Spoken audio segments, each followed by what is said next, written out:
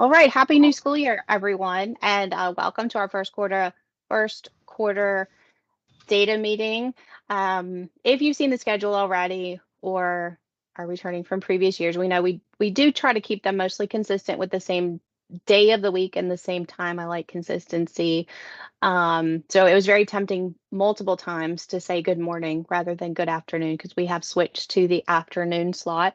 I'm Cami Reed, I'm Education Associate with the Office of Adult Education with the Department of Education. I'm our state data coordinator and oversee all things LACES, data, and reporting. If you're here, that means that you have registered in Brightspace and all of the handouts are available in Brightspace. I'm not going to go through every single one individually as far as pulling them up on the screen, but they are in Brightspace and are available for you to download. For our future meetings and going throughout this whole school year to make everybody's lives easier, to make sure nothing gets lost, all of the handouts and important documents, templates, we're going to pop them into this meeting inside of Brightspace. So everything, they'll be attached in the current meeting, but then we'll also go back and just hand them here. So if you bookmark this course in your browser, you're always going to have access to all of the templates. In addition, we have a new class in Brightspace that if you're a director or your directors will have access to, and that's the admin resources. So any type of templates relating to grants or performance will also be housed there. So you always have access to everything. We are no longer using the agency portal to house documents. It's just a lot easier and more streamlined to use them here in Brightspace. So what you have in there, you have the meeting PowerPoint, you have the new desktop monitoring tool template that's been updated with the negotiated measures for this school year. You have the 23-24 meetings and trainings. So you can go through that. That one's a spreadsheet that you can just print out, it's color coded. So you can go ahead and save the dates on your calendars for future trainings. The performance review template is in there. If your program is undergoing compliance monitoring this year, you will need that template. Your monthly data checklist, which needs to, again, be done monthly. The primary and secondary program designations is in there, your CNAR codes, your upload templates, and then other documents that you may need for the school year. I just want to introduce our team. Can I get everybody to mute their microphones, please? I want to introduce our support team because if you heard, right before our meeting started, I mentioned I didn't think Kathy or Aaron were going to be here, and I was panicking a little bit because they are definitely a huge help and support in many things with the Office of Adult Education, but definitely with what we do here with LACES and our data management. So if you are a new data entry staff, take note of the names on the screen, identify who your contact people are. If you are in TANs 1 and 2, Brantley Morgan is your contact. She's with Cherokee Adult Ed. TANs 3 in Palmetto Unified, or TAN 3 in Palmetto Unified, Randall Malik at Charleston Adult Ed. Jennifer Hook is there at TAN 4. She's at Dorchester. And then our statewide data specialist, Marcy Lynn, who is in our office, can also assist. If you can't reach your data specialist, our training specialists are very knowledgeable in all things LACES as well. So TANs 1 and 2, you have Kathy Woodson. 3 and 4 is Erin Miller. Again, I'm your state data coordinator.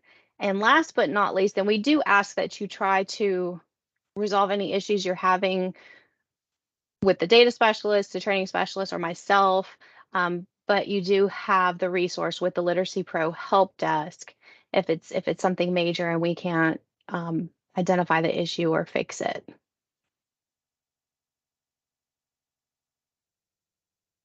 Okay, just to give an overview of our quarterly meetings, our yearly meetings and trainings. Remember that the quarterly meetings are required for all data entry staff. We do recommend that directors, program coordinators, and your CCNs attend as well, because very often, especially now, with some updates we have coming with IET, workplace literacy, definitely going to be important that more than one person in the program knows how these things go in and how they're tracked. All meetings are recorded and they'll be made available in Brightspace. As previous years, we have multiple webinars directly from Literacy Pro. Shannon Stangus does most of them, and as many of you know, she is amazing. She is the LACES guru, shares all of the ins and outs, and these are for all levels. There have been a lot of updates in LACES in recent years. So even if you're an experienced data person, you've been with the program for years, you've been doing LACES for years, it might be helpful to attend the beginner and the intermediate sessions, even if you attended last year, because there have been so many updates and so many changes, and Shannon covers those. Those are also recorded, and those are made available in Brightspace. We will have sessions at the Fall and Spring Institute for data collection, entry, and analysis. If you have ideas or suggestions, we have not quite decided what our topics are going to be for our 2 conferences this year. So if you have suggestions, feel free, share it with your data specialist, send it over to me or to Marcy. And we'll see what we can do with developing sessions, geared toward what you want and what you need. And then finally, one exciting announcement is the LACES basics trainings the last several years, thanks to COVID. These have been done virtually. We are in the process of converting these to in-person full day sessions, teaching your teachers, directors, coordinators, your CCNs, anybody in the program who has access to LACES and needs to pull data for whatever reason. We're going to put together a hands-on data dive session. And those are going to be, I believe, the last week of November. They are on the training calendar that's in Brightspace. So look at where your TAN is, save the date, and that's going to be a full day in person. I'm really excited about those and about seeing everybody. All right, for resources, we are resource rich in South Carolina, particularly when it comes to the NRS support, LACES support. So you always want to keep up to date with LACES, and sometimes you're going to log in and you'll have an update come up on your screen, or it'll tell you there's an update. Typically, before I even log into the system, I click on that update to see what was changed. Sometimes it's specific to South Carolina, sometimes it's national, which may or may not affect what we do. Those are located. Literacy Pro has this great Google site that they maintain that has all of their release notes, so all of the changes. If you're looking for something in particular, I go up to the top and just hit Control F and search what I'm, type in whatever I'm searching for, and it'll usually take you to that specific release. I say it every time, the WIOA NRS tables is one of my favorite sites. This is one, again, maintained by Literacy Pro, but it just puts all of the NRS tables in one place. It gives you all of the definitions, what the number for each row and each column is. I use this resource on a regular basis. Definitely recommend that you bookmark it and refer to that often, especially if you're new to adult ed and trying to figure out why we do the things that we do. Because it is very different if you're coming from K-12 or from another background. And then all of a sudden you're hearing about participants in Table 4 and all of our acronyms. So visiting that site often, looking at the tables, it's a really good resource and gives you a whole lot of why. And then finally, not as user-friendly, but Literacy Pro does have their help center. And so there's a website that you can go search your specific questions. Said it's not great.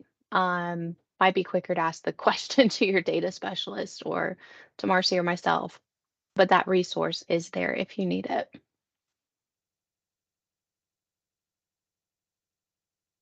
All right, so we are going to jump in, and this is my beginning of the year NAG. Don't want to call it a nag really, but when we're entering our data into LACES, it's a lot. And for those of you that have been in adult ed for quite some time, you know it's a lot more than it used to be. The LACES data is used primarily for program tracking and for state and federal reporting and funding. So I know it's sometimes frustrating. You just get something down pat and then it changes. But just remember that all of these updates and changes are intended to make your life easier, not more difficult for those of you that have just gotten access to the student portal. I apologize. I promise it's intended to streamline our processes to make sure that everything is entered consistently. Going back several years ago, a director said to me, he says, I just want a list of specifically exactly how something goes in and how it comes out because there's too much variation. I just thought it's a data system. How is there too much variation? I don't understand. So I start looking into it. I said, oh, so just one of these examples is our primary and secondary program designations. If we are all entering them the same way, that guarantees consistent data. And if it's consistent, to me, it's reliable. We really want to have reliable data.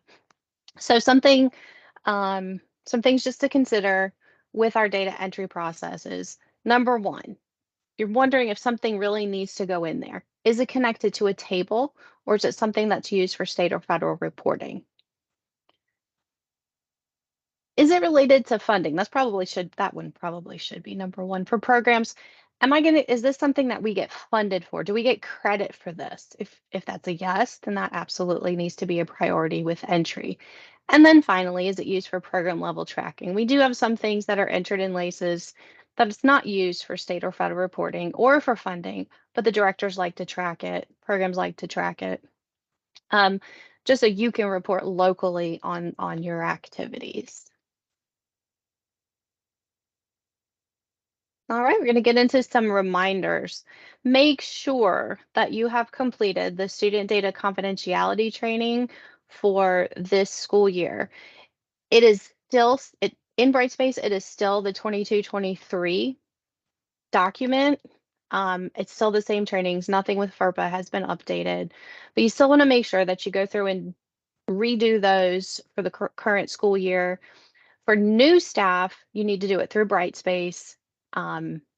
Which you've probably already done, get that information over to Marcy and Marcia will create your accounts.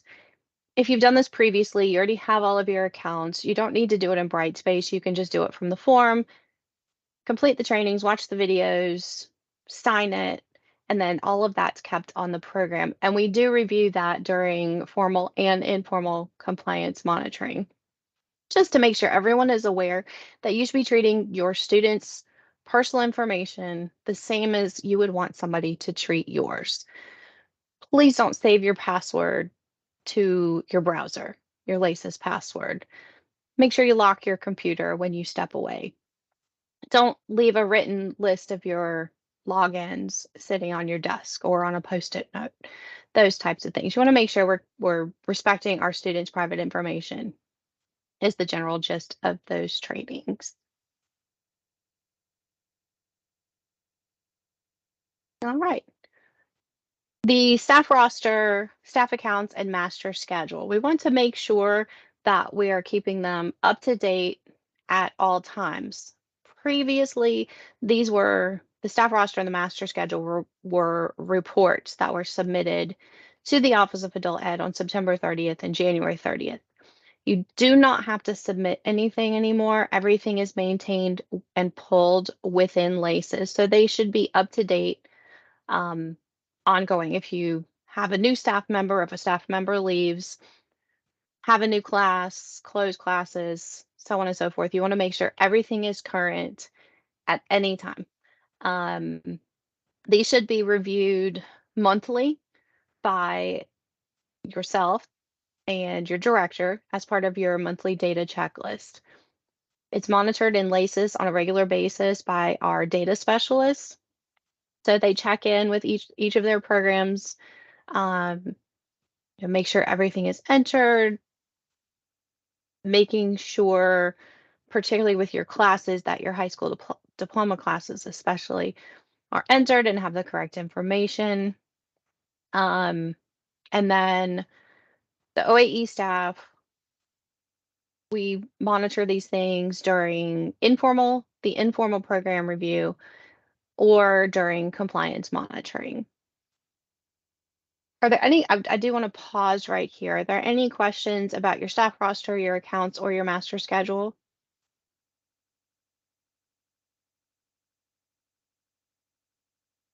And with silence, I hear none, so we're gonna I have a question.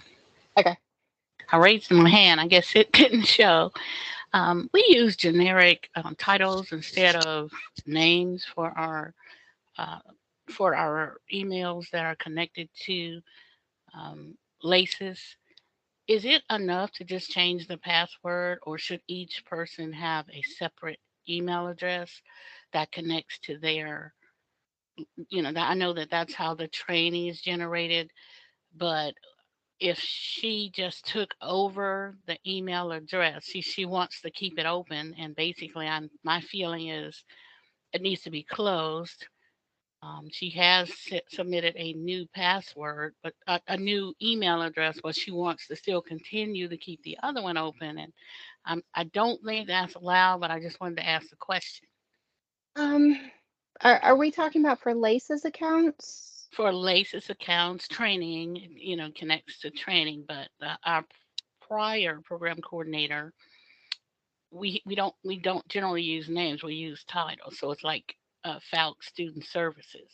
So is changing the password enough, or she did generate a new one and we submitted that, but I don't know.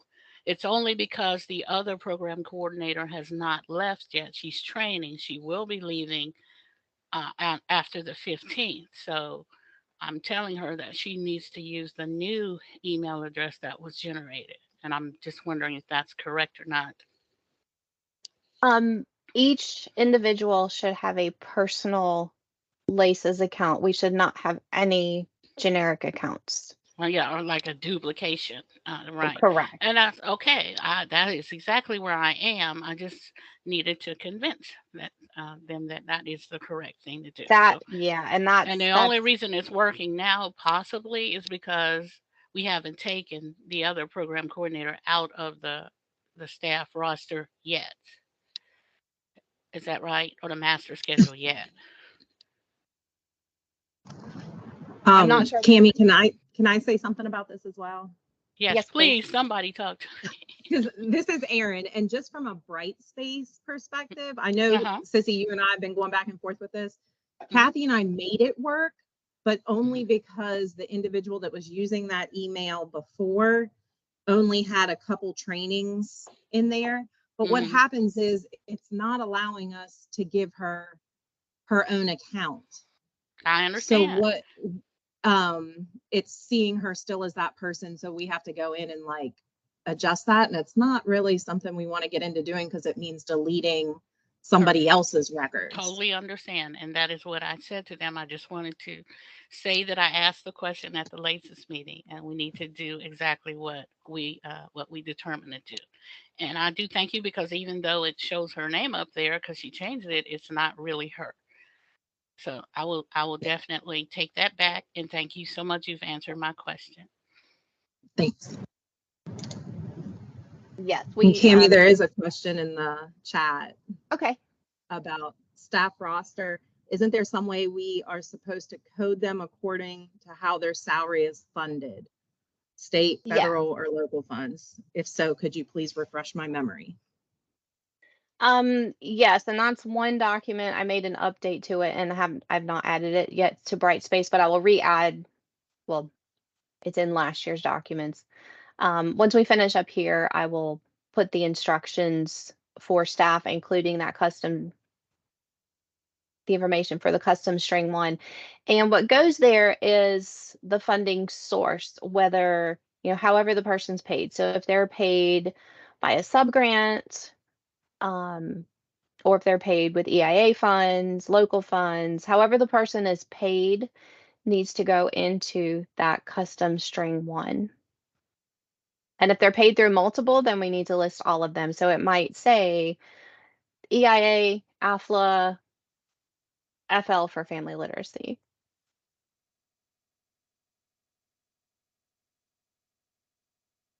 But I'll get that added as soon as we finish up here. Did that answer the question?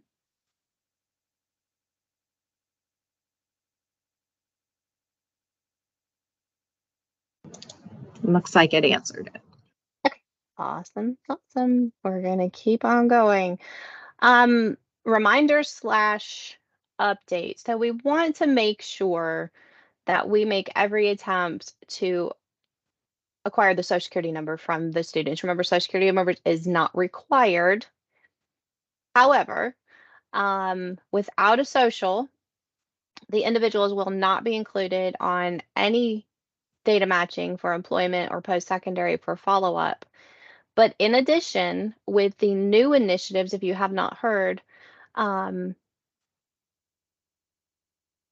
previously, with the last 2 years, individuals who were receiving UI benefits, unemployment insurance, and earned a GED or diploma, they were eligible for a $500 incentive check from SCDO. That has been expanded, and effective July 1st, all students, anyone in South Carolina residents who attend an adult education program and earn a GED or diploma before July 1 of next year will be eligible for the $500 check. So the caveat with that is that they have to agree to data share, and we have to have a Social Security number. No social, no check. There are a couple other requirements. They have to be over 19. Of course, we have to have the correct address, please. Please stress that with your students, the process of what you should do when you move and making sure you update your address everywhere. But the initial thing is if they don't have a Social Security number entered, they didn't agree to data share, they are not getting a check. We did make a change. We looked at it last year and we were going to go with all or none. And the reason we didn't is because Literacy Pro came out with another report called a program summary. So that program summary report has an area where it provides the number of your students who did not sign, so did or did not sign the authorization. That field only populated based on a yes or a no.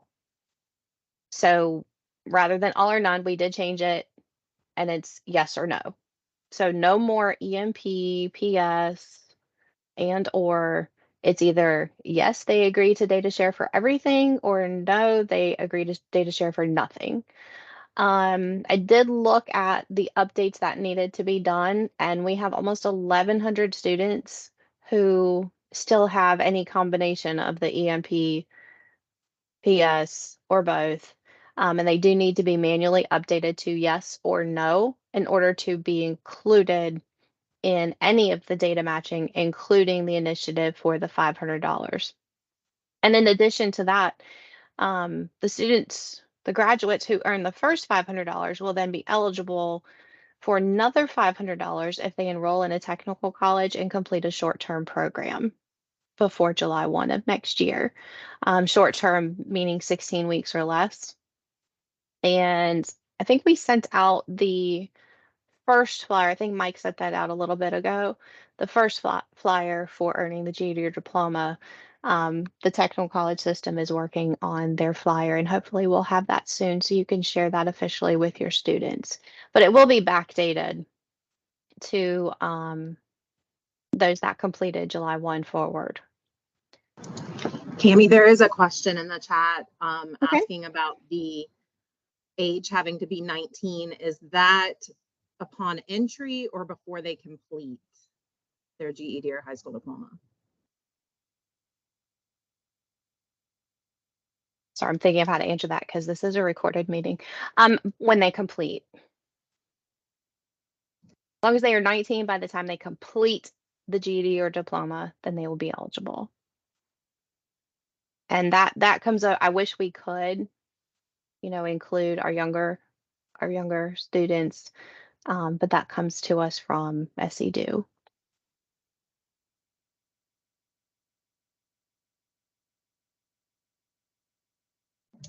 And someone wants confirmation, 17 and 18-year-olds do not qualify. That is correct.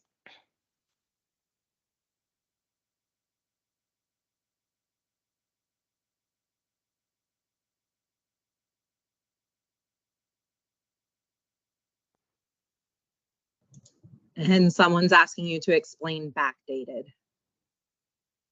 Meaning we have not started pulling those into the qualifying individuals yet, because they're still, SEDU's right now, they're working with a technical college system to get the whole entire process in place. So we have not started pulling them. People's names have not been submitted yet for their checks, but we will be pulling all the way back from July 1. And I do ask that when you share this with your students, please let them know that this is not a quick process. They can expect, right now, they can expect 3 to 4 months before they receive a check. So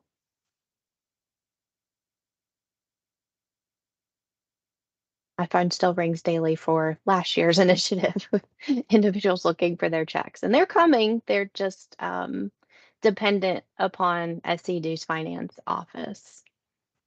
So it's not a fast.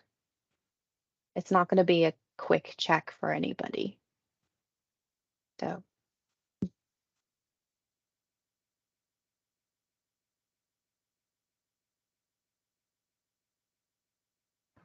I think that's all the questions right now. okay.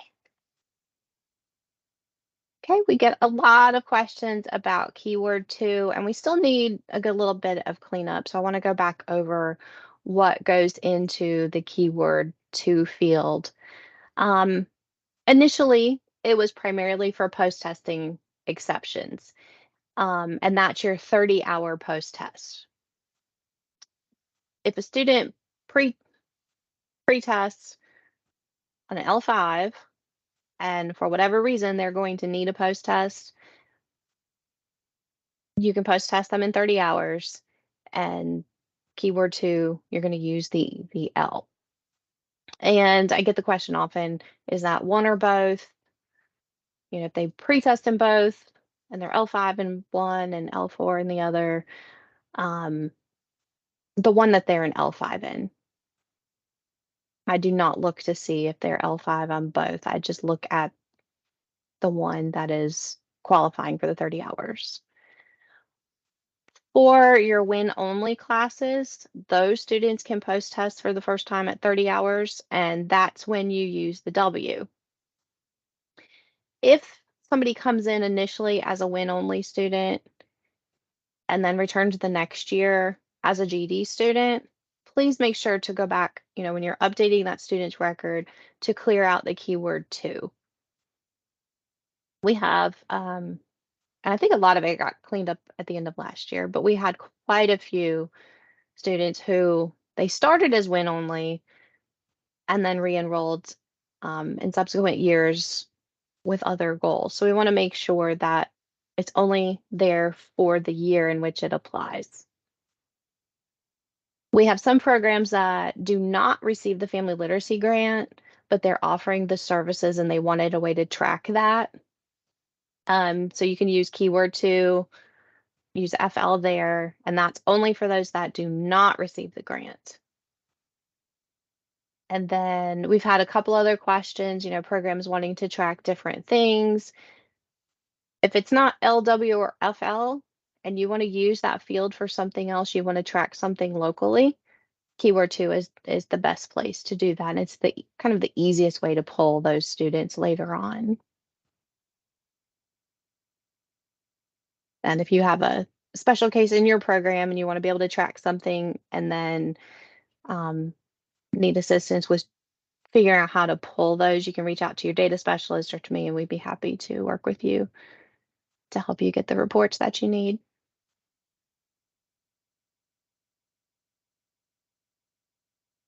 Okay, now that we are wind testing again, we need to go back, talk about our walk-in testing for partners, or just individuals, wanting to retest. We want to make sure that they only have 1 hour of attendance per school year. So if they return multiple times, say you are a comprehensive center and you have an individual who first they do a walk-in tape, and then maybe they come back and they do the walk-in win or the walk-in work keys. And maybe they came back another time, they had a bronze in one area and they need to get that up to a silver. So they come back again. So that person has been a walk-in tester 3 times. They still should only have 1 hour of attendance. When we start adding hours of attendance for, all of the times that they walk in the door, that makes it difficult when we pull that table to a reportables to identify who is actually a student and who is our walk-in testers. We're providing a lot of information to legislators, a lot of information to the agency about services that adult education programs are providing beyond being just night school. So making sure that they only have that 1 hour of attendance, that they have their student keyword correct with that walk-in designation, it makes it very simple and reliable to be able to pull out. We provided services to X number of students. And then from there, we can look at some other things to see if you provided services to them multiple times. But the 1 hour of attendance is initial. For the student keyword, there's so many varieties, so many things going on at different programs. As long as it has walk-in in the student keyword, you can identify them however you want. Some programs are using walk-in partner tape. Some are using walk-in WIOA testing. Doesn't matter how you're doing it as long as it's walk-in something. And we can easily pull that out. And I do ask that within your program to be consistent with how you designate them. And then if you have a student or if you have someone who started out as a walk-in tester and then later enrolls, make sure to clear out that, in a subsequent year, make sure to clear out that keyword so we don't include them in a later report as a walk-in when they're actually a student.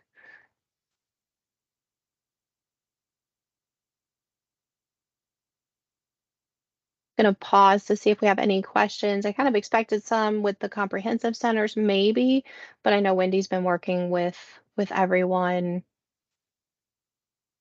So maybe all of the questions have already been answered. There's a question about what about walk-in parapro testers? Same thing. You would put walk-in parapro. Actually, that's the wording that I've seen the most often. 1 hour of attendance, and then the student keyword would be walk-in parapro.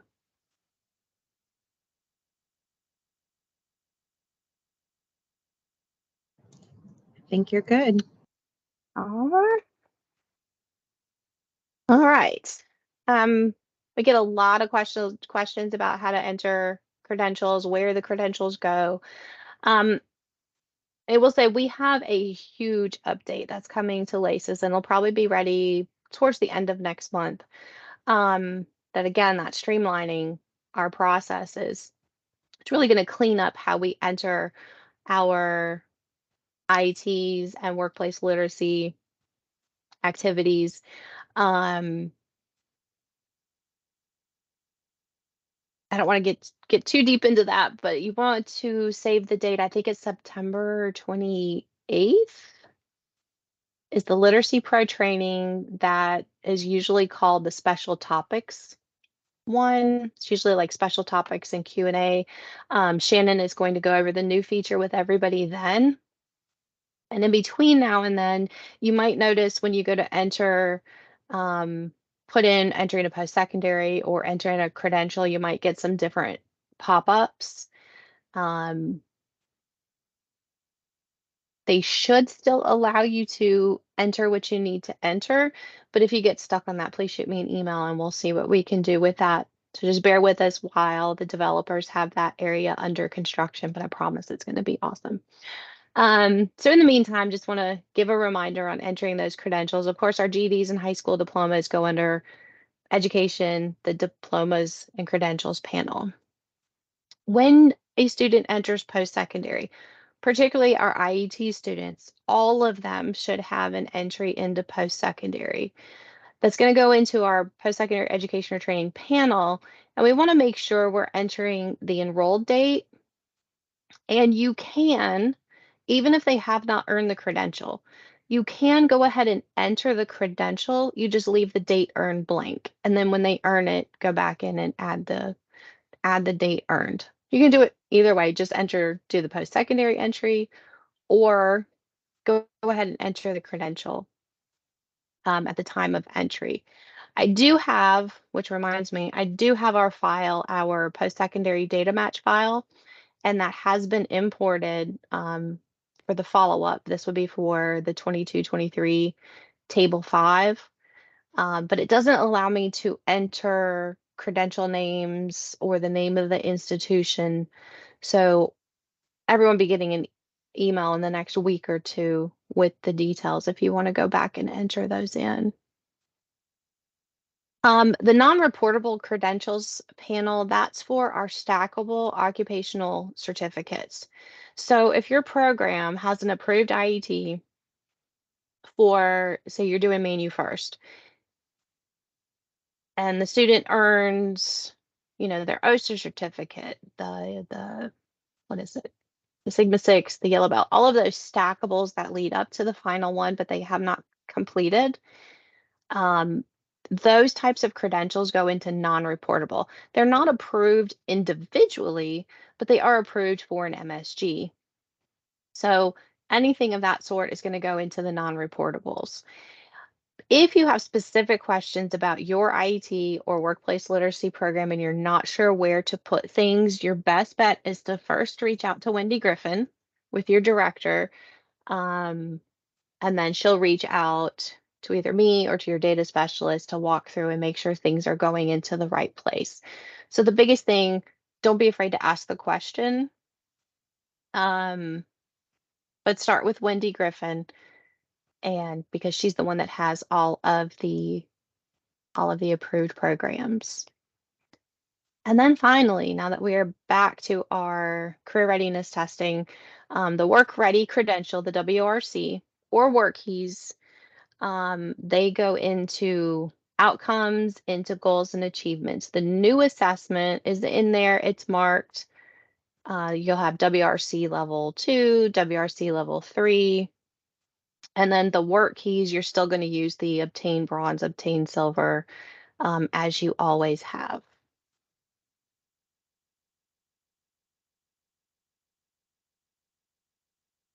I went back and forth of whether or not I was going to share it. And it's not private information, so I'm going to go ahead and share. The WorkKeys assessment has been approved by the NRS as a leveling assessment. So it's something that in time can be used in the place of TABE. The office and actually Octave Literacy Pro, we're still working on the details and how that's going to work and how that's going to look for South Carolina. So you can't use it at this moment. But when it does become available in your assessment panel, you'll be able to choose from the NRS approved. So they're going to go, of course, in assessments, and then they'll still go into your outcomes.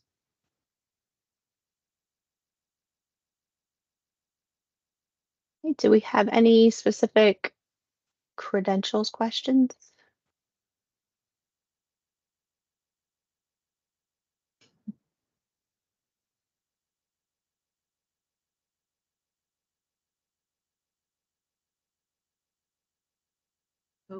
Now we have one. So if we have a student come to adult ed and they have a work certificate from the high school, but they want to get a GED, where do they go? Define work certificate.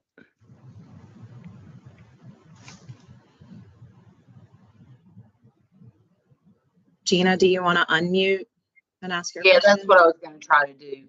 You know, now they have the certificate that you can graduate with, and you are given a certificate that you can work, basically. Okay. It's not the equivalent of the high school diploma, and they're not going on, but they can actually use that for a working certificate rather than. You see what I'm saying? It's like the old Yeah. school to work. Yeah. So what that credential is, that's the South Carolina, it started out as the South Carolina high school credential. Now it is the South Carolina employability Right. certificate. And basically what those students do is they have a contextualized curriculum. So their core classes, they do 4 Englishes, 4 maths and everything, but they are contextualized and they are all special education courses. So these students, and they also do WIN along the way. They do a lot of what adult ed does. But when they complete, these are not actual diplomas and they don't.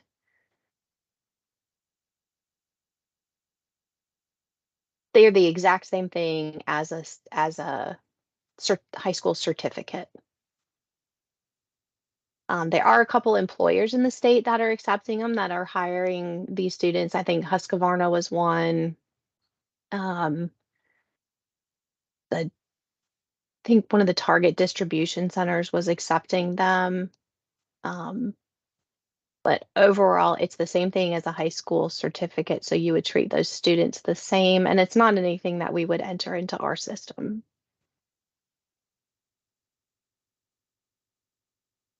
There's another question in here about how would ServSafe and CNA be entered as an IET? CNA is part of the approved occupational credentials, so that one would go right in there with post-secondary education or training. ServSafe, there are different ones, but do I have anybody from Ori? Because they might be able to tell them. There's ServSafe manager and what is it? Handler? Where are my experts on that? There's 2 different ones. One of them. Food handler. Yeah, you're right. Yeah, food handler. So one of them would go under post-secondary education or training. The other one is not on the list and would go under non-reportable. But that's probably a one-on-one question where we would look at the IET, look at how it's written, and make the determination from there. Here's another question. If we are doing skills upgrade with CDL, welding, patient care tech, and etc., would they be entered under post-secondary or non-reportable? CDL goes under post-secondary. All of the other ones, it sounds like they're workplace literacy maybe, or are they IET?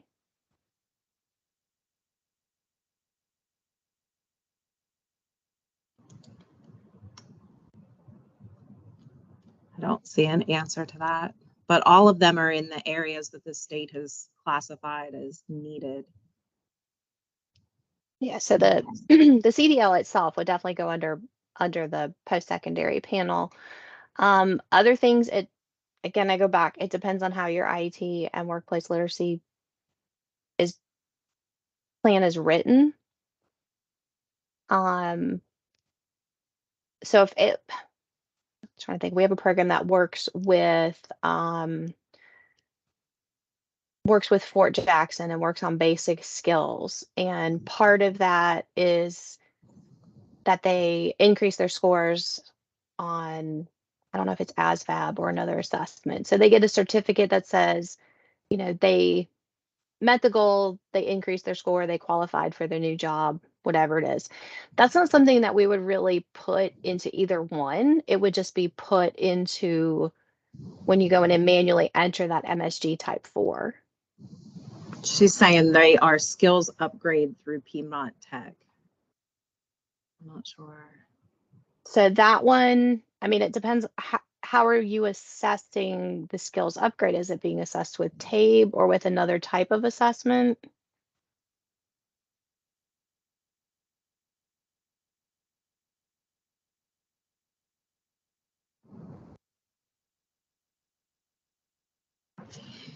There's lots of questions coming in, but I'm not sure about the skills upgrade. Okay, most skills, I'll just say most skills upgrades With are reading based on. tape. Okay, then Reading you tape. don't enter anything different. It's just a skills upgrade. So that's your regular EFL gain and nothing additional is really necessary. All right. And then the individual that was asking about ServSafe, she's asking which one of them goes where from the food handler and the manager. Hey, y'all are calling me out. These are her questions. Because it's not my, if I'm not mistaken, the manager is what goes into post-secondary. That's the approved piece. The food handler goes into your non-reportable. But I would pause that and we can have a conversation with Wendy and look at that plan to double check. The same person asked, how do we enter GED by 23 participants and LACES to show gains? You don't get a gain. There's no gains related there. GD by 23 would be a referral. So you could track them in your referrals or track them in your CNAR codes. And then once they actually enroll and you have that documentation of enrollment, that's an entry into post-secondary. There's nothing additional that needs to go. Okay, and then the last question and I see. Oh, go ahead. Hang on, do let me pause right there. So with GD by 23, how that's communicated between the technical college system and the Office of Adult Ed is every month, and I just did it yesterday. Every month I pull a list of all of the graduates who again agreed to data share. So the report that was shared at the directors meeting, was that last week, the week before? And the numbers may be off. If your students don't agree to data share, their names are not being sent over to the tech system either to make sure that they're being tracked properly with the GD by 23. But a report of all of our graduates goes over to the technical college system every month. And one, they mark it, but two, they're matching with who actually enrolled. Just to give that little Okay. pitch on why data sharing is so important. What if they get these certificates while they're with us? I think this question is going back to the, it's a different person asking, but I think they're asking, piggybacking off of the questions about the welding and CDL and patient care tech. She says, what if they get these certificates while they're with us, but not part of the workplace literacy or IET? They're just dually enrolled. There's still funding for it. If they're dual, and this is where I was talking about this yesterday. So if they are dually enrolled, you still get funding for the occupational credential with that separate funding for that. So there's that piece. If they exit your program and then enter adult secondary, that's a measurable skill gain, which you get funded for. And then the rest of it shows up on your table 5. So there are a lot of ifs. It depends on when they enrolled in post-secondary, when they earned their credential, when they exited adult ed, but they're going to end up in at least one of the buckets. Did that answer the question? I'm sorry if I talked around that one.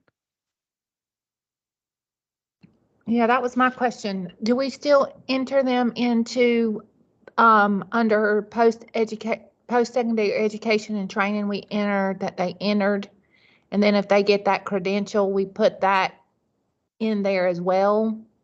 Yes, absolutely, because you are funded for every occupational credential within the school year, Okay, whether they're dually enrolled or they had exited. If it's as long as it's within the school year, that gets included. okay.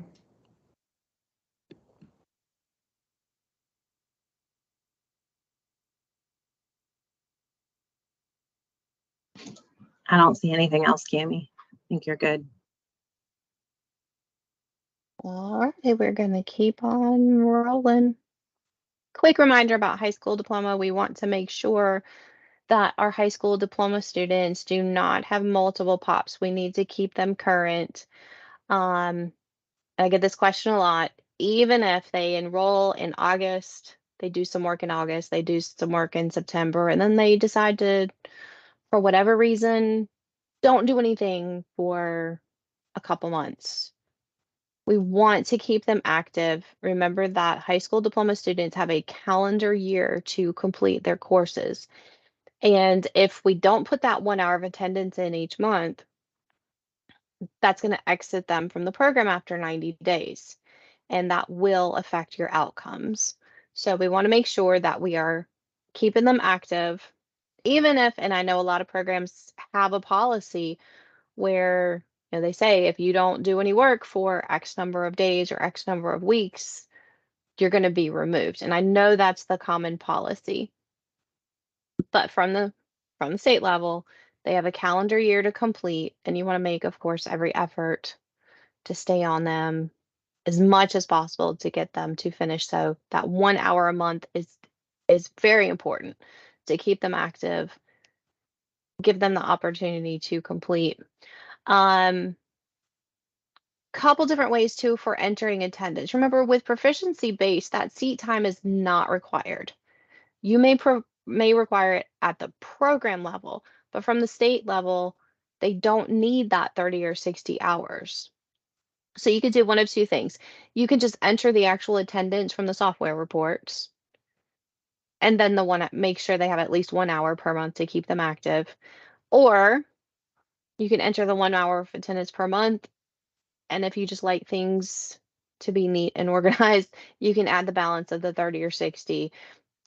Seen programs do it either both ways, doesn't matter, as long as we make sure they have at least 12 hours. Make sure you keep them in a pop, and give them that 1 calendar year to complete.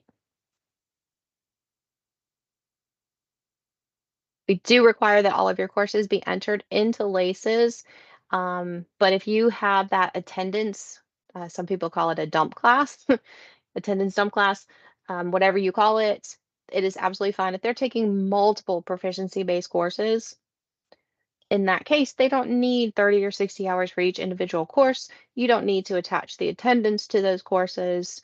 You can just bulk enter everything into that one attendance class and track their hours that way. It's absolutely fine. When we do compliance monitoring and we're checking attendance, the primary thing we're looking for with your diploma students is that they were participants, that you had that first 12 hours. After that, how you track the attendance is up to you. Just keep them current and don't let them exit before time.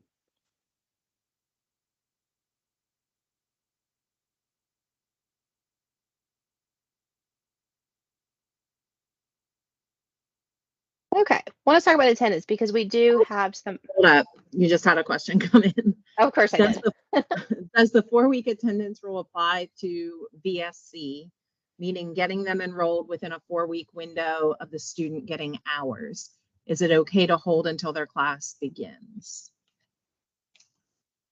That's a program level decision, and however your program manages it, it's fine. Just make sure you have the documentation, make sure you have a defined process, but how you do that is completely up to you.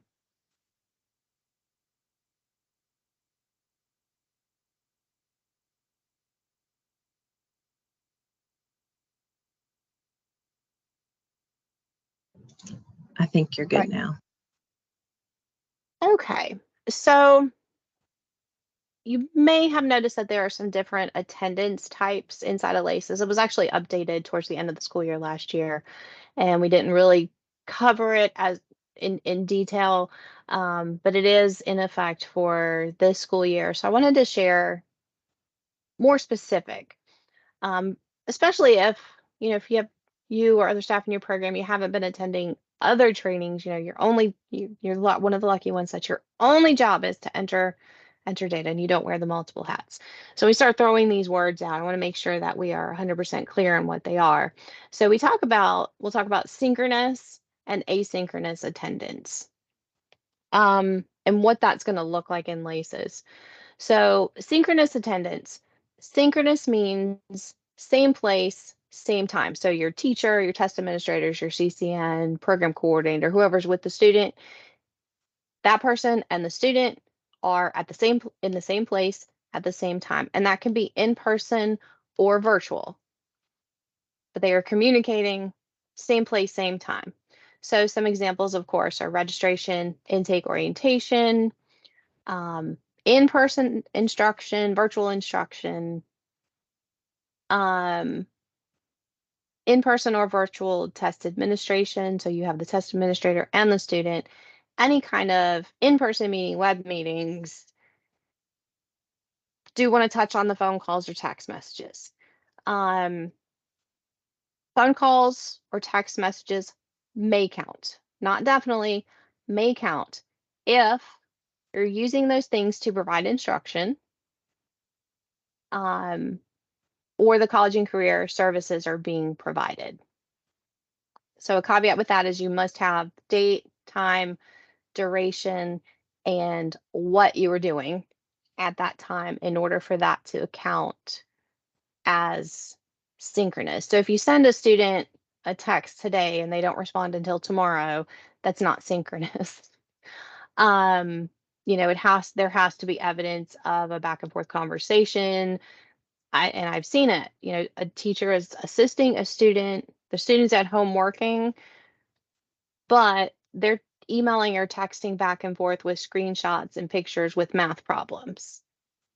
That's in the case where synchronous might apply. Might also apply asynchronous, but we'll get to that. But one thing I do want to emphasize is that contact made with the students for checking in.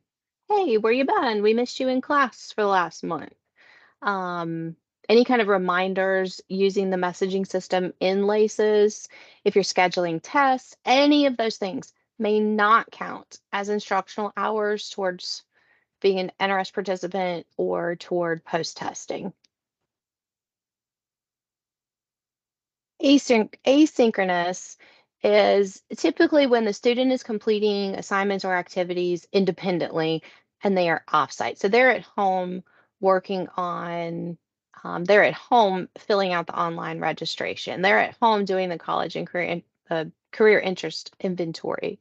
Any of their distance learning software, the approved paper pencil activities, anything that the student is doing by themselves is considered asynchronous. And again, using the LACES messaging system does not count as contact hours in any way. So created this chart here for you to kind of reference. I think I have covered most things. I wanted to go through all of the different types of scenarios and where that attendance is going to go. So in-person synchronous means that they are on site at the program, teacher and student, test administrator and tester, same place, same time. So that's any of those on-site activities, registration, instruction, college and career services, TABE testing, Best Plus, Best Literacy, GD Ready testing. If you have any kind of face-to-face Carnegie unit attendance, if you have proficiency-based diploma students, but they are on site working, I'm going to leave that one completely up to you because it could go either way. In-person assessment is exactly what it sounds like. Somebody is in the building taking a test. That does not count towards post-testing necessarily. And then your post-testing hours would go into assessment. Assessment virtual is exactly what it is. Any kind of virtual administered assessment. The asynchronous instruction is anything that's done virtually.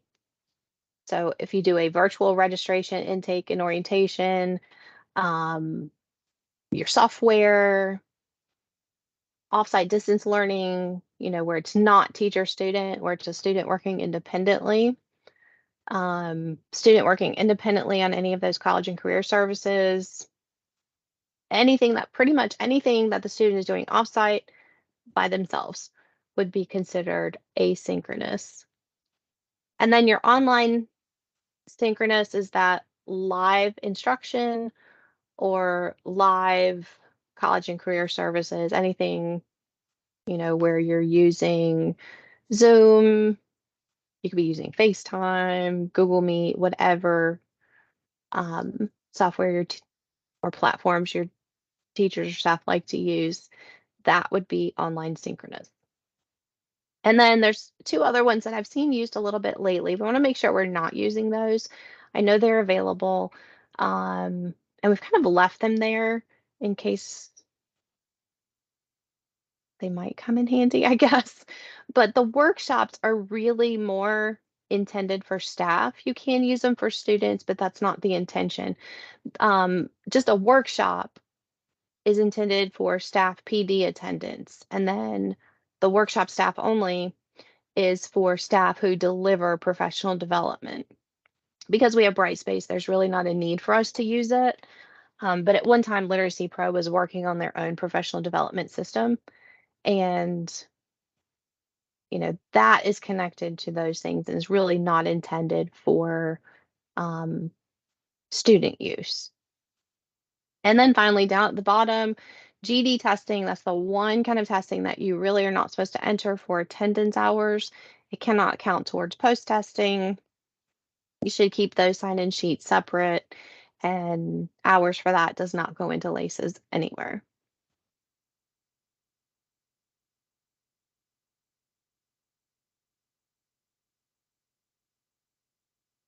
Sorry, while I take a pause, I'm looking back over the list. Can we think of any other situations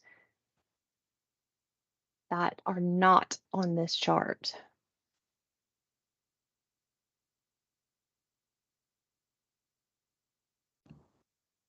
Where's Chris at? Chris, I know you're in here. Christy Austin's gonna unmute and ask a question. Okay. Tammy, I'm about the instruction assessment in person. So if we have a student who comes in, they sign in, they go to class, and towards the end of the day, they take a post test, or vice versa. They come in, sign in, post test, and then they go to class. Like, do we have to count those hours? We have to put those in separate for post testing? They can't just count as regular in-person synchronous? Please do not count them separately. You could just count it all the same. The only catch there is if, say you have a student, they need 40 hours to post test, and they earn their 40 hours this morning, and then I'm going to post test them this afternoon. So what's going to happen is that student's going to pop up on an error check looking at hours between assessments, which is fine because can research that. But we want to be really careful about the students achieving their hours towards post testing on the same day that they're post tested. Other than that, please enter it all together. You do not need to separate that. And I told one of our data specialists this morning, really not a fan of entering assessment hours separately, except for the walk-in testers. Kind of prefer that they go into instruction. But some programs are adamant about putting assessment in assessment and instruction in instruction. So we did kind of leave it there. I prefer that you combine them. Okay, thank you.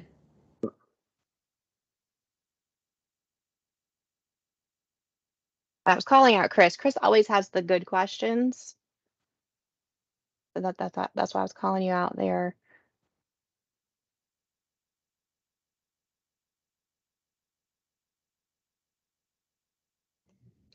Cammy, Chris had to jump into another meeting, so that's why I he's got you. not. That's why I don't have the good questions. Okay. Okay. I'll then I guess he gets 3 bonus extra questions for the next time. All right. Any other questions on our attendance types? And if you're new to LACES, new to data, please don't panic. You really can't, quote unquote, mess this up. This was done in an effort to work with our PD team, with our curriculum team, because they're in, working nationwide with other states, looking at distance learning performance, distance learning activities. Erin can probably give more information than I can, but on a national level, they're looking at states to report how they're doing things, what the results are, and this is going to help us kind of filter those things out and look at, how are our hybrid students doing? How are our ABE students that are 100% virtual, how are they doing? And being able to separate them out from the high school diploma virtual students and so forth. Erin, do you have anything maybe to add there? Well, no, what you said is correct. It's, we're part of a co-op. And so being able to know what our strengths and weaknesses are really helps when we're meeting with other states and being able to see maybe who's doing something right that we're struggling with and what we're doing right that maybe we can help someone else with. And that's on a national level, but also on a state level. We want to know where our PD time should be spent. We did have another question come in. How can I count the hours when we use different apps at home and at school?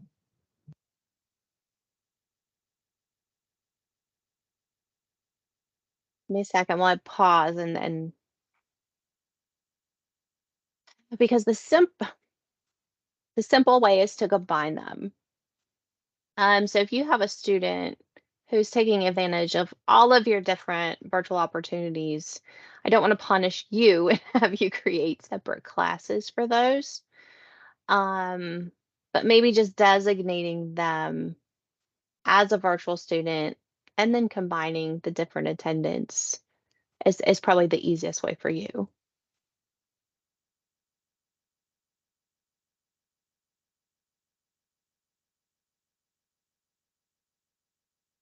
And then just making sure that you have that documented, have the different types of attendance documented, but combine it when you put it into LACES.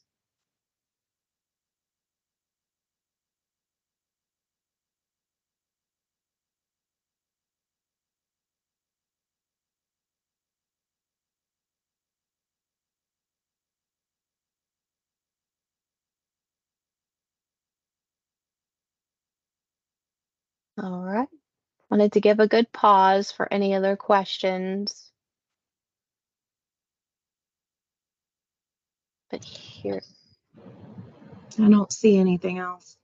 okay. So we're gonna keep on rolling. And we can come, if you think of something else, we can come back, or you can send me or your data specialist an email and we can help you out that way. So no worries. So I need to get into some tougher topics. We're going to finish up with a couple really big points. One of them being the timeliness of our data entry. We want to make sure that we are, to the best of our ability, staying in line with our assessment policy.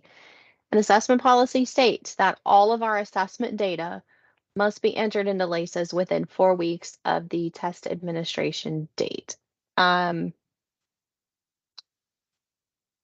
other data should be entered on a monthly basis at minimum. There are a few exceptions here, one of them having to do with the cross-agency tracking. I know when something is pulled over, we have found that it pulls over with the original dates and there's not a good way to track when you entered them. We do understand that. We have had multiple data entry staff having, to take leave of absences. We have a couple programs without data entry staff right now. All of those things we absolutely do understand, and we will do our best to assist in every way possible. But we want to make sure that stuff is being entered in a timely manner, and these things are reviewed on a regular basis. Literacy Pro has developed a new audit report. So with that audit report, particularly the changes that are happening at the end of the school year, are pretty easy to pull up on that audit report. And we just want to make sure that we are getting things in on time and being mindful of assessment policy. And if you are one of those programs, again, you're shorthanded, don't currently have a data staff person, we've had some out of medical leave, we do understand those things, and we'll help you in every way that we can. So please don't panic. Pushing forward assessments. This one, I can understand where there was some confusion, so we do want to clear that up and make sure that we're following moving forward. So from the assessment policy, it states that if a participant completes a post-assessment in March, April, May, or June of a school year, that score can be moved forward and used as the pretest for the following year. So what this means, if a student's last assessment, and it doesn't necessarily have to be a post-test, it might be a pre-test. If their last assessment occurred between March 1st and June 30th, you can push that forward. That is 122 days. So that is how LACES is set up for South Carolina in regards to pushing forward those assessments. So where the intent is if you're pushing forward as an assessment, that they're being pushed forward for the start of the school year, which is on or around July 1st. So that's where that 122 days comes from, and where the March, April, May, and June timeframe comes in. And I realize that the assessment policy does not state that explicitly. So 122 days is where we are. So let's talk about some different scenarios with that and why we're set at the 122 days. So if we have a student that took either a pre or a post, their last assessment was on March 1st, which is as far back as you can go. This student continues attending classes. They don't have a 90-day gap, 90-day or more gap in attendance, and your program continues classes through July. They're continuing on. Should you push this assessment forward? Yes. In this situation, there's absolutely no reason to retest the student. Push the test forward. This is what the pushing forward assessments is developed. That whole process, these are the situations that it's there for. Is for your students who have continuing POPs, and you can just push them over. You don't have to start them brand new in the new school year, when maybe they only had a week vacation. The other situation, if you have a student whose last assessment was on March 1st, and then your classes ended on May 30th, and your program doesn't have ongoing summer classes, and you don't have orientation again until August 28th, and then your classes don't begin until after Labor Day. Should you push forward the assessment? And there's two different answers here, but I'm going to give you the first one. The first one is no.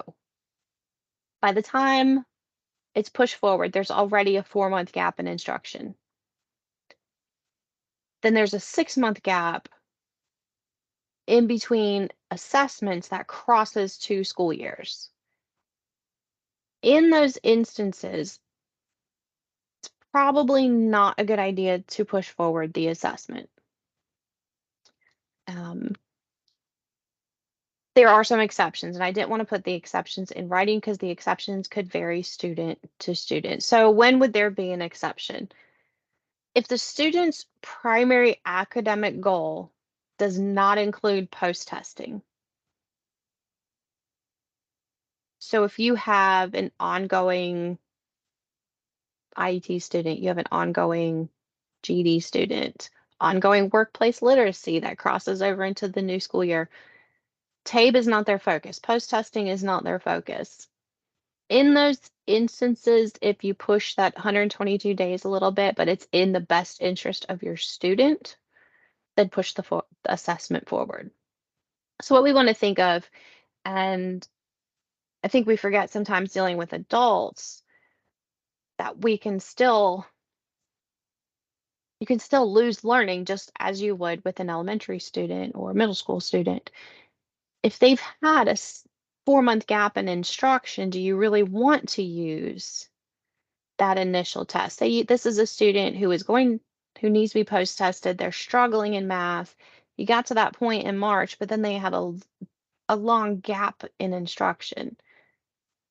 I don't know that I want to push forward that old assessment because I don't know if they've retained all of that same information. So I probably will want to retest them because that might be what's in the best interest of that student. So I know for a lot of you, you're just the data entry person.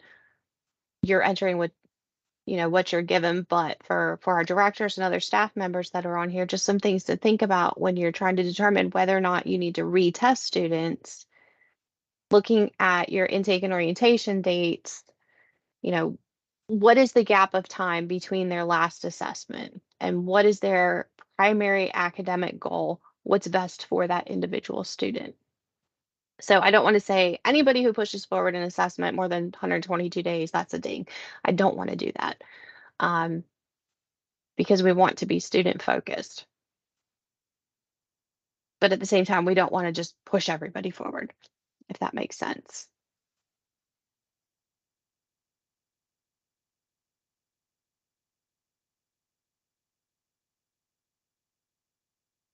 So do we have maybe any other scenarios, questions, comments? Because this is going to be written out more clearly in the assessment policy update that's submitted to the NRS in October. So there's to make sure. a question in here, Kami. Okay. Do we have to locate the student again if we retest them?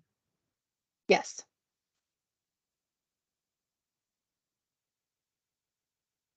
And with a locator, if the student's on the cusp, with reasonably, and I don't want to put it in writing and I don't want to define, but reasonably, they might be over the 122, but it's close.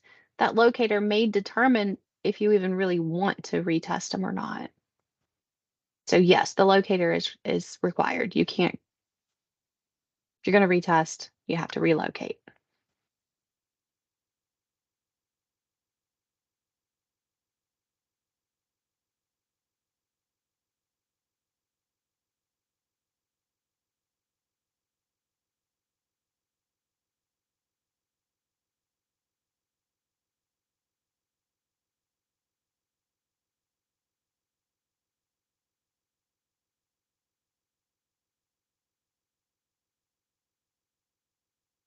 And same with the last one. If you have other thoughts, other questions that come up, would love to hear them before the assessment policy is updated. So you can, if you don't have them now, feel free to email them later. There are a couple that just came in. Okay. Do you have to use the TABE taken in the 122-day window, or can we retest at our discretion? Retest at your discretion. Generally, if it's within the same school year, we would say 6 months. But within the new school year, please do so at your discretion. And then the next one is if the student was active after March 1st and continued into June, can they be pushed forward?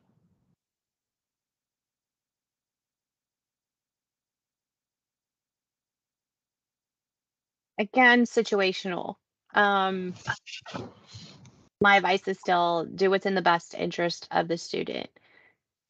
If they've been working steadily through, haven't missed a day, maybe you took a week off for July 4th, but that student's still going. Maybe it's over the 122, but it makes sense to continue with that same test, then push it forward.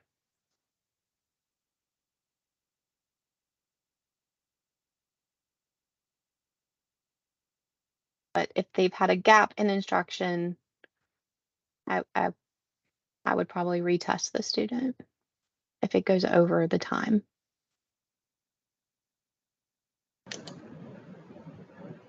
I think that's it. We keep moving forward, and we can always go back if we need to, because I think this might be the last thing. Tracked areas. Want to remind everybody that an MSG is an MSG, and it doesn't matter what level it's in. An MSG would be earned if you had a student, say you had somebody who's an L2 in math and L3 in reading. L2 is the lowest. So say we track him in L2, but then he earns the gain in reading. Years ago, that wouldn't have counted, but now a gain is a gain, and it's going to count in the level in which the student is initially placed. And one way that helped me wrap my brain around it myself is, so our tracked area, we want to think of that as our student's homeroom. That's where they show on the table, that's where they're going to stay on the tables, and everything that they accomplish is going to be in that one row. Okay, so the tracked area, you can let LACES default to the lowest area. You can choose, doesn't matter how you do it. But that tracked area must be set at the time of initial entry. So when you put the student into LACES, you're entering in their pretest. That's when we make the decision of where the student is tracked. And it should not be changed after the fact. Sometimes that might be necessary. So it may be your students go through intake, orientation, assessment, but then someone in the program meets with the student after all of that and talks about their academic, their individualized plan. If that's the case, it's decided to track a student in another area. That can be done either within the first 12 hours, or if the student changes overall program. So their academic goal changes, and say they started out as a diploma and transition over to GED. They started as GED, then you get their transcript, they switch over to diploma. Those are the only times that we should be changing a tracked area. Changing the tracked area does not affect your overall MSG. There's really no benefit in it. They definitely cannot be changed after a post test. That's an NRS violation. We shouldn't be changing tracked areas after a GED is earned. The only thing it's doing is it's giving our data people extra work because you have to go back in there and change it. But other than that, as far as your outcomes go, as far as funding goes, it has no effect. And we want to make sure that they stay in their homerooms, because these things are used when pulling data to recommend professional development. They're being used for state level reporting for different things. So we want to make sure that our students are staying in their homerooms and not being moved around based on the goals that they have achieved or have not achieved.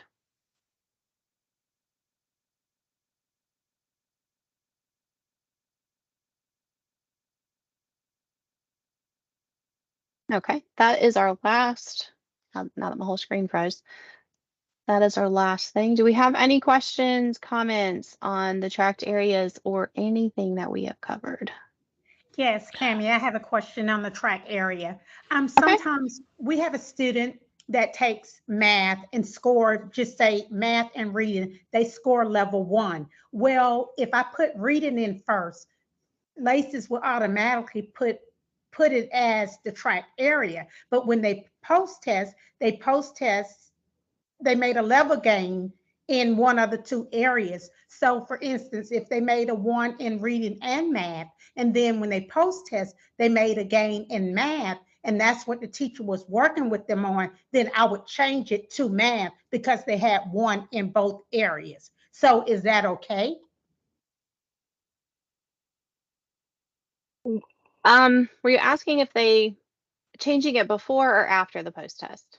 It's after, because of the fact that they scored level 1, and it depends on when you put it in the system. If you put reading in first, that's what it's going to track. If you put math in, even if it's the same day, LACES will automatically pick up reading. But they're really working on math. But I don't know that to after the fact.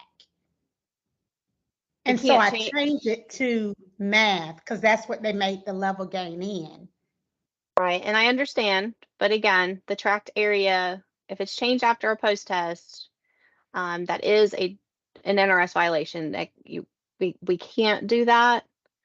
But what we can do is we can look at some different ways to track those students, so it's easier for you and your teachers, you know, to track them and pull different reports without changing the tracked area. I have a question. Mm-hmm. Okay, so if their homeroom is reading, and in but we've tested them in reading and math, and they get the gain in math and not reading. Since things are changing, do they still get paid? Do we still get the credit for any measurable skill gain, or does it have to be the lowest? You get paid no matter what it is. I think everybody. I needed to hear that, so I wanted to ask that question. Yeah. So okay, so no need to change wherever they get the gain. They're going to be no need. So we don't need to change it after they get a gain. We don't need to change it to another. That's what you're saying, and that makes sense. Some of my program coordinators have wanted to do that too. So, thank you. Yeah, and that's why we had to have the talk, because it's a lot of programs are doing that, and I think some of it too. And I came into adult ed as an adult ed teacher, and it took me a good year to understand all of the different whys. Why are we doing this? And this was way back in the day. So of course, all of my students, the first time they were post tested, I didn't realize all of these students were being tracked in math. And then I learned, well, we got gains in reading. No, those don't count. What? That doesn't count. So I do understand the teacher's pain in this and trying to understand. But now a gain is a gain. You're going to get your money regardless, no matter where that gain happens. So if you have that L2 student and they earn a GED, that's a gain. That's an MSG. You're going to get funded for that. It doesn't matter what row they're in. A gain is a gain. So just kind of the things changing with the NRS, with the federal rules. Still have to follow some of the old ones about not changing the area, but you're still going to get paid. And let's face it, we want to make sure you're getting credit. We want to make sure you're getting paid. Those are the two most important things from the program standpoint, honestly.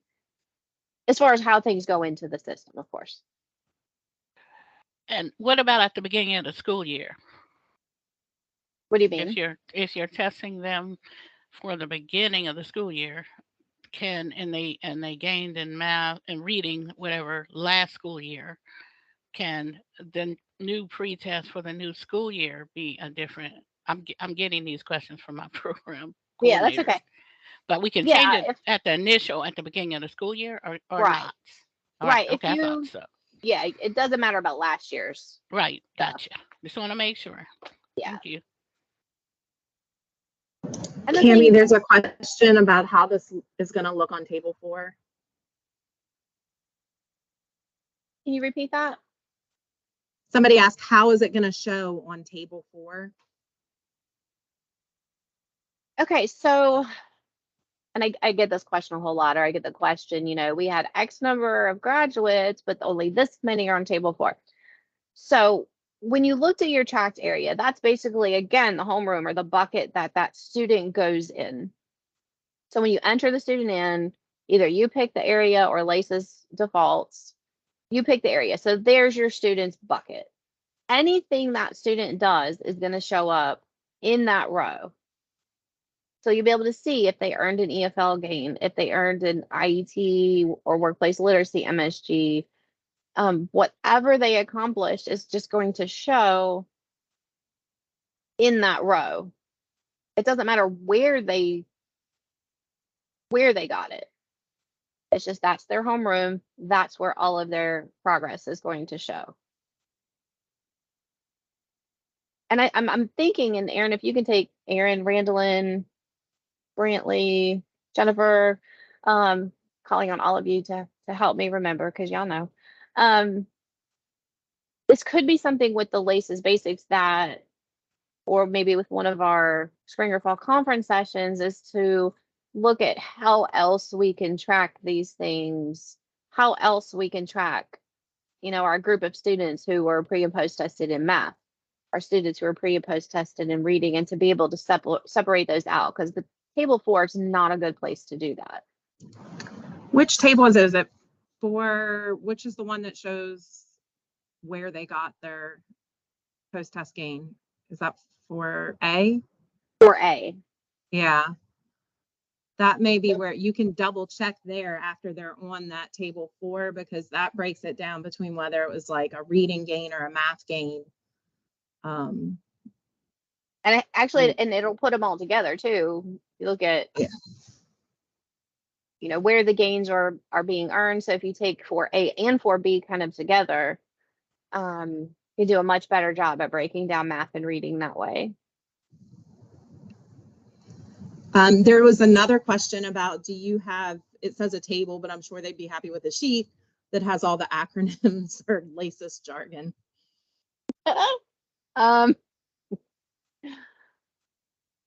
We have the kind of statewide acronym list. I think the MSG boot camp has, that training that's being developed has a really good acronym list. So maybe we can pull from that and create one that's specific to LACES and to what our data entry staff need to know. Yeah, I think Mary's saying assessment policy has one as well. So we can probably pull from there an acronym list. There's another question in here. We have a whole other language. Absolutely. It's adult ed's alphabet soup. Yeah. If you have a student that was here last year in the high school diploma program and did not complete, they come back this week to enroll but wants to do GED, can you switch them and TABE them since they are now in the GED program? Yes, please. Yes. Someone who is going from diploma to GED really needs to be TABed and then have their area tracked for ABE.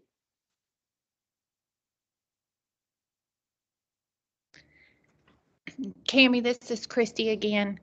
About the high school diploma and the keeping them in the same POP.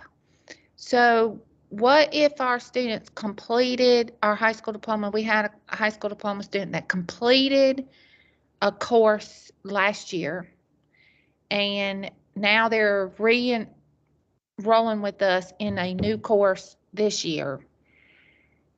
Should we have kept them active over the summer with at least 1 hour so they didn't pop out? Did they have a Carnegie unit gain or anything like that? No, they came in, they just needed 2 credits to graduate, but they only got 1. And so they got the 1 last year and then quit coming, and now they're coming back to get the other 1 this year. Yeah, for that instance, no, I would not have kept them active. Okay.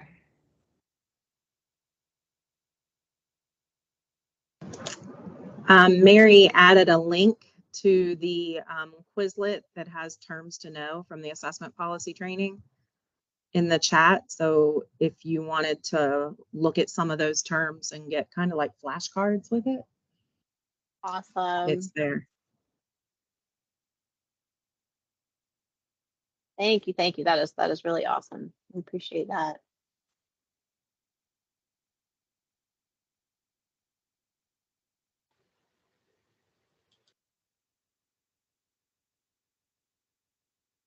All right. I'm just going to pop over to our question slide. My goal is to not take us 30 minutes over our time, as I've been known to do. But I just want to open up the floor to any other questions on any other topics, something we covered, something we did not cover today. I make no promises to solve the world's problems. That's not my area. But anything else, fire away. There's a question in here. I work with Linda at HCS.Edge. She spoke with you earlier regarding the question of filtering table 4 by adding student keyword. You suggested that you can show her better than explain it over the phone. She had to leave, but asked if you wouldn't mind showing me. I absolutely can, and I can get with you after we're finished up with this meeting, because I don't want to show your program's data on the screen. But I can definitely help you out with that as soon as we're done here.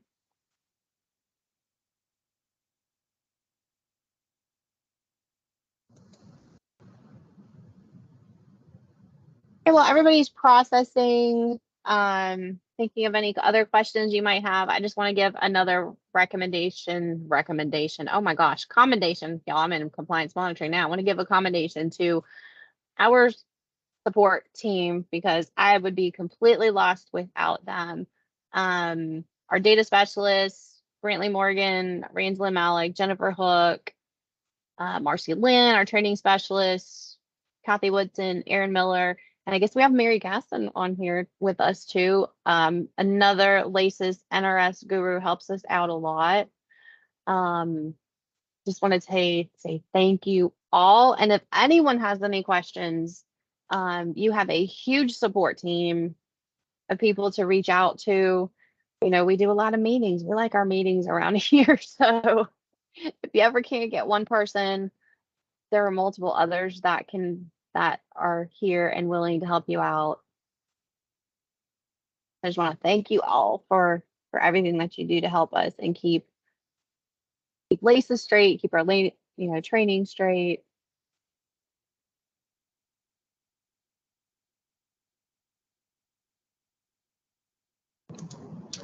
I'm not seeing any other questions. I'm seeing lots of thank yous.